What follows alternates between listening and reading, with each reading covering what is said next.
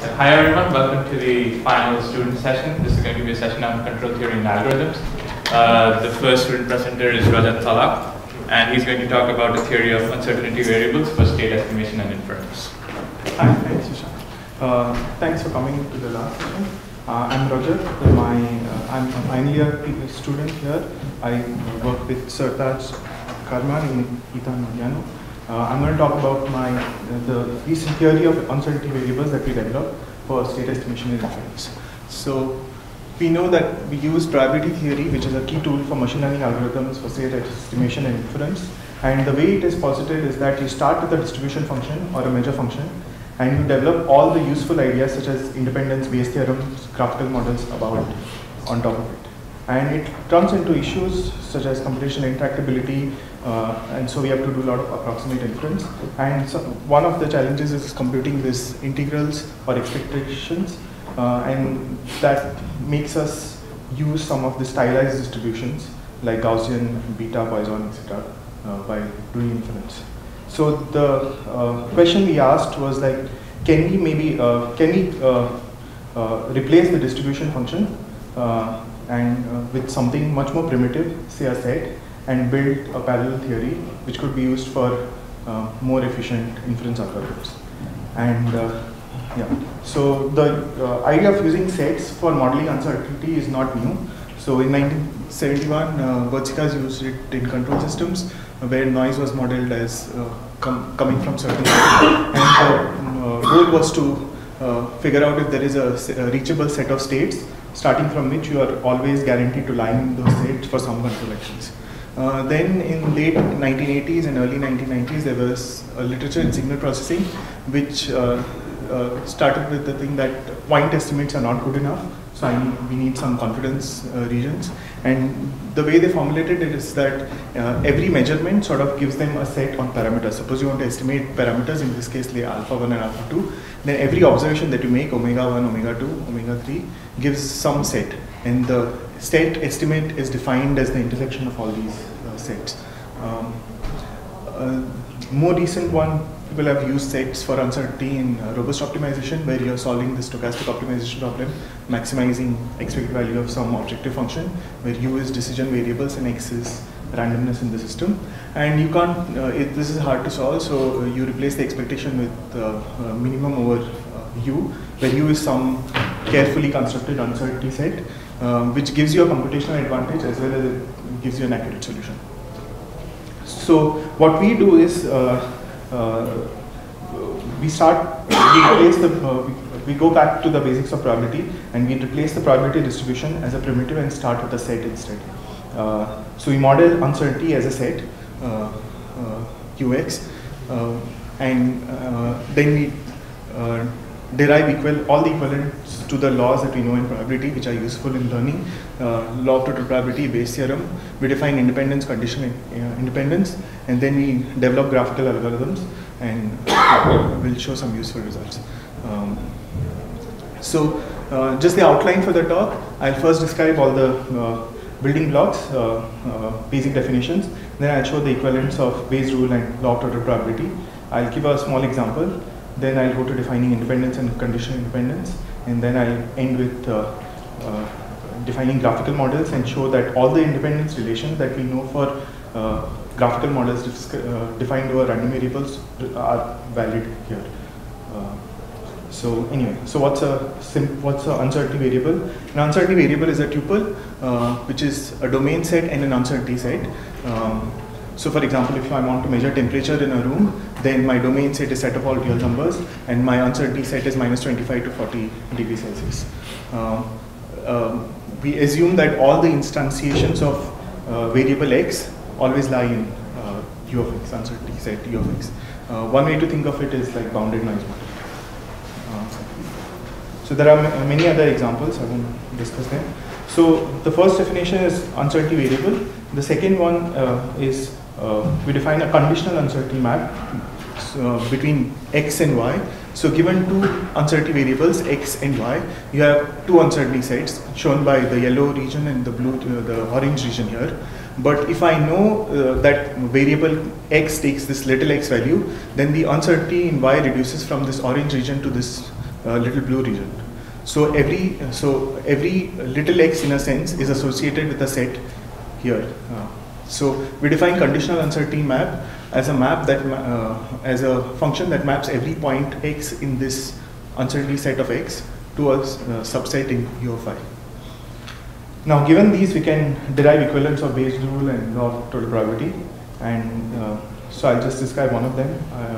So you're given a joint uncertainty variable, so of two variables whose domain can be written as dx cross dy, and some uncertainty set ui, and the question is, how do I obtain the marginal uncertainty variables, like marginal uncertainty set? And what the law of projection says is that if my uncertainty set is given by something, then the marginal uncertainty set ux can be computed as a projection of this joint uncertainty set. So this is equivalent to the law of probability, and notice that in the law of total probability we have to do summation, in which in this case the sum is replaced by a projection operator. The second is you can also compute conditional maps this way. So suppose this is a joint uncertainty set given on x and y, and I want to compute p of y given x at x equal to little x. You draw a line at x equal to little x, and that intersects with the joint uncertainty set at this blue segment, and project this blue segment on this y-axis, and that gives me the conditional map. So given these constructs, so let me give you an example as to how this works. So consider like the first example in any learning. So you have some model parameters which are modeled as x, and they have some prior. Instead of a distribution, I have an uncertainty set ux, which is given by this with set of all x such that this condition is valid, and you have an observation model which gives me conditional of p of y given x, and that is set of all y's such that this condition is valid. It depends on little x, and our goal is to compute the posterior map, which is p of x given y. So what is my set of model parameters given my observation data is some little y, and you can use the computation that I just showed of projection and intersection, and compute that it is nothing but set of all x's such that both these conditions have to be satisfied. So what this means is that you have a prior uncertainty on the model parameter which is given by this condition and denoted here as a blue circle, and when I see an observation y, it essentially constrains my model parameters to this gray region, and my posteriori belief is the intersection of these two. So my posterior belief turns out to be intersection of the prior and the information given by the observation. So we can use this for more complicated models, but then we need notions of independence and conditional independence. So let me just define that. So we define independence between two variables as a Cartesian product. So you have x and y. We say that x and y are independent if the joint uncertainty set of x and y can be written as a Cartesian product of two different sets. So in this case, so uz, which is a rectangle, can be written as a Cartesian product of this interval and that interval. So x and y are independent. Similarly, you can define conditional independent to mean like the Cartesian product factorization of the set map p of xy given z. So you can define everything all right, but can this preserve the properties of independence as we know them in the case of random variables? And it turns out to be so. So taking a trivial example, we know like pairwise independence does not imply total independence in probability. So here is an example of three variables, x1, x2, x3. The joint uncertainty set is a tetrahedron. Clearly this is not a Cartesian product of three sets, so they are not totally independent. But if I project this set on any of the planes, axis planes, then I get 0, 1 cross 0, 1, which means that each of the variables are pairwise independent. So this shows that pairwise independence does not imply total independence. So this then we can take it further to graphical models and ask the same question. So whatever we have defined as our notions of independence, can this be preserved for graphical models? So let us define a graphical model. So I take the Bayesian network. So you have a directed acyclic graph. You have some root nodes and some non-root nodes. For every root node, I associate some uncertainty set, and say that the joint uncertainty set of all the root nodes is just a Cartesian product, because I know them, I want them to be independent. So this is the definition. I want them to be independent.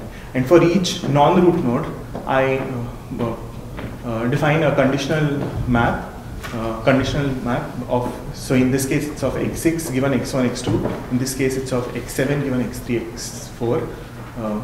And then I define the joint uncertainty set to be this cross product of the starting set with all these maps. So giving a specific example, what it means is this. So let's say for the root nodes, for the root nodes, it's the uncertainty sets are these given by this condition, and my conditional uncertainty maps are given by this condition. Then my joint uncertainty set is a set of all variables such that all these conditions are valid.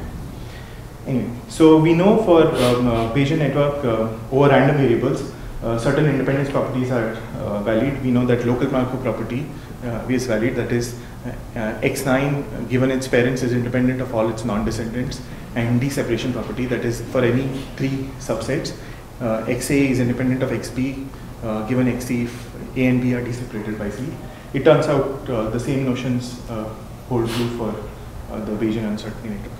So so I'll end my talk here.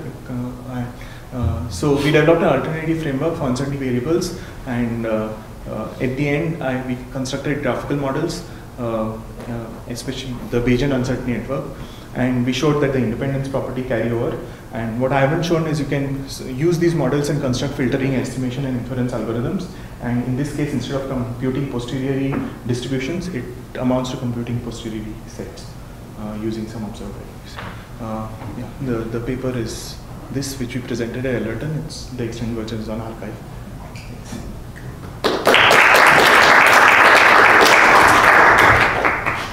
So are you familiar with the work of Kirui-Schneier on the non-stochastic information theory? Yeah, very similar.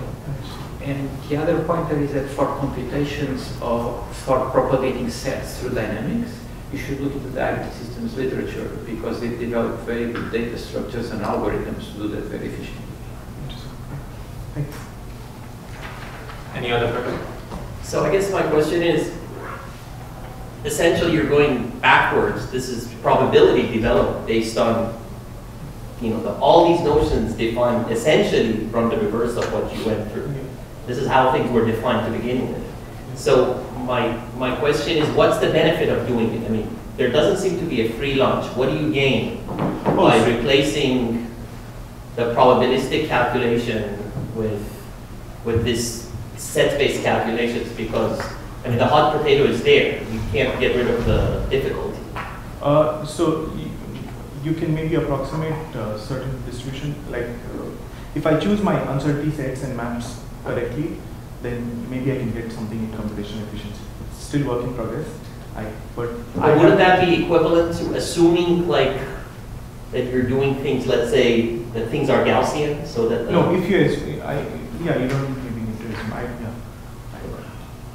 So if so there's no clear answer as to whether this will give me computational advantage. So for example, if I assume Gaussian network, right, then maybe I can do Gaussian inference better, more efficiently than anything else. But if my distributions are much more complicated, like multimodal and things like that, then this might be coming in handy and might give a new way of doing approximation.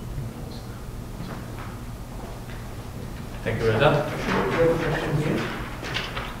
There is work in filtering theory and control theory on using bounded disturbances, which actually going back to Dmitry Vatsakis' thesis, which you might want to look at. But it's I looked at it. Like it was mostly to do with dealt with hidden Markov models and things like that. But to my knowledge, it didn't do graphical models and things like that. So the notions of independence and things. No, this is dynamical problems in control and estimation theory, using so-called unknown but bounded disturbances, which is in the same spirit. Maybe I can. Maybe I can talk to you after this. Thanks. Thank you, Reza.